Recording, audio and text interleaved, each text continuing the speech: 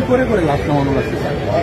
কিন্তু গুলি করলে মরে একটা, আহত হয় একটা, একটাই যায় স্যার, বাকিটি যায় না। এটি হচ্ছে স্যার সবচেয়ে বড় আতঙ্কের এবং দুশ্চিন্তার বিষয়। চট্টগ্রামে শেখ হাসিনা, মহিবুল সহ 187 জনের নামে মামলা।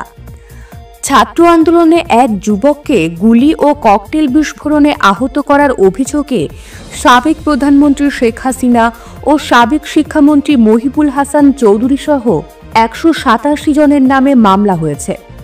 আজ সোমবার চট্টগ্রাম মেট্রোপলিটন ম্যাজিস্ট্রেট আদালতে কফিল উদ্দিন নামে এক ব্যক্তি মামলাটি দায়ের করেছেন।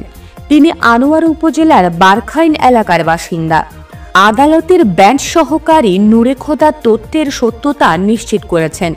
তিনি বলেন, নগরীর নিউ মার্কেট মোড়ের গোল চত্বরে বৈষম্য বিরোধী আন্দোলনে গুলি ও ককটেল বিস্ফোরণে আহত করার অভিযোগে 187 জনের বিরুদ্ধে মামলার আবেদন করা হয়েছে। আদালত বাদীর বক্তব্য গ্রহণ করে পিবিআই চট্টগ্রাম মেট্রো ইউনিটকে তদন্তের নির্দেশ দিয়েছেন।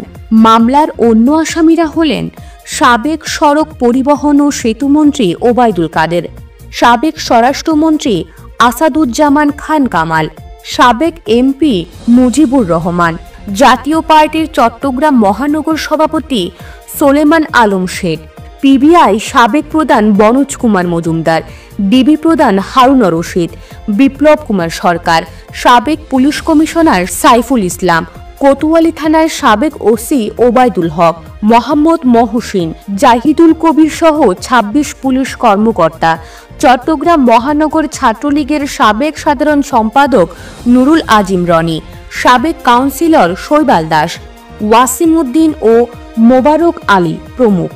মামলার অভিযোগে উল্লেখ করা হয়, নগরী কোতোয়ালি থানার নিউ মার্কেট গোলচত্বর এলাকায় গত 4 আগস্ট বৈষম্য বিরোধী ছাত্র জনতার আন্দোলনে অংশ নেন কফিল উদ্দিন। ওই দিন আসামিদের কয়েকজনের নির্দেশে ও পরিকল্পনায় বাকি আসামিরা গুলি করে, ককটেল বিস্ফোরণও ঘটায়। এতে বাদী হাতে আঘাত পান। ঘটনার পর হাসপাতালে ভর্তি হন। এই অবস্থায় আদালতে মামলা দায়ের করা হলো।